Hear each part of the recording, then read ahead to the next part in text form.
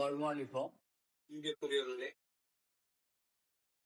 ஞான வெளியில் தொடர்ந்து நாம் சிந்தித்து வருவது ஞான பயன். ஞான பயன் தானே? ஞான பயணத்தில் எது தேவை? ஞான பயணம் எதற்கு? ஞான பயணம் எதை நோக்கியது என்கிற மாதிரி உள்ள சிந்தனையை நாம் சிந்தித்து வருகிறோம். பல கருத்தோட்டங்களில் ஆழ்ந்திருக்கும். என்றால் ஞான பயணம் பற்றி முடிவே இன்னும் வரவில்லை. அதான் நம்ம கொண்டு பேசுவான். அந்த முடிச்சுப்பான் இல்லையா? அப்போ இதுவரை நாம் சிந்தித்து வந்த கருத்துக்களுக்கு அடுத்த நிலை, ஞான பயணம் செல்பவர்கள் எப்படி இருக்க வேண்டும்?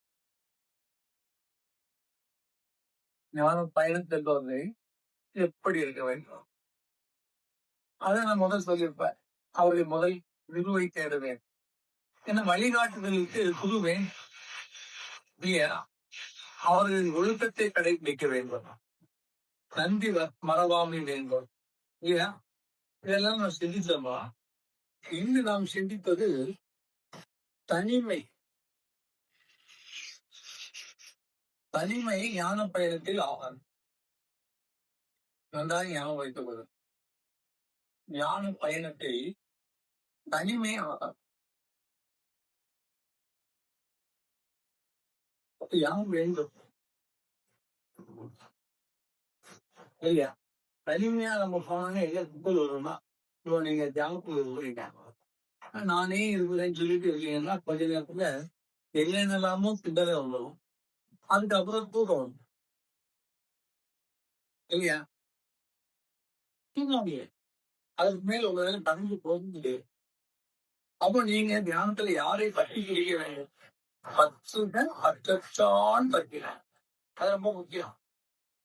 நீங்க நானே நினைச்சேன், நானே பண்றேன், நானே வென்றேன்னு சொல்லி நீங்க என்ன பண்ணக்கூடாது?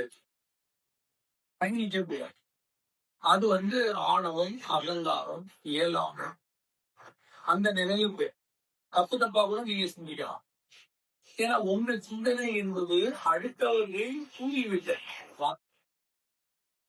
அடுத்தவங்க உங்களுக்கு சொன்னதை வச்சுதான் வச்சுட்டு இருக்கிறீங்க. நீங்க போயிட்டே இருக்கிறீங்க. இன்னொரு எக்ஸாம்பிள் திருக்கு பகுதி கூட உங்களுக்கு சொல்றாங்க, அந்த பக்கம் போகாத பேய் இருக்குது. உடனே என்ன பண்ணுவா? ஸ்டாப் ஆயிடு. அந்த பக்கம் போக மாட்டோம். கடந்து செல்கிறது வரை அந்த சிந்தனை ஓடிக்கொண்டே இருப்பான். காலம் கடந்தாலும் இவன் போட்ட விட்டு முளைச்சு நிற்கும். அந்த இடத்துல பேய் அப்படின்னு தப்பிச்சு வந்தோம் இல்லையா? காரணம் பயம் பற்றி கொண்டிருக்கிறான். பயம் பாதிகளையும் சொல்லும். அப்ப பயம் எப்பொழுது பற்றும்? நீங்க தெளிவு இல்லாமல் இருக்கின்ற பொழுது. அப்ப எப்ப தெளிவு இல்லாமல் இருக்கீர்கள்? ஒரு துணை இல்லாமல் இருக்கு. அதான் தெளிவு வராது.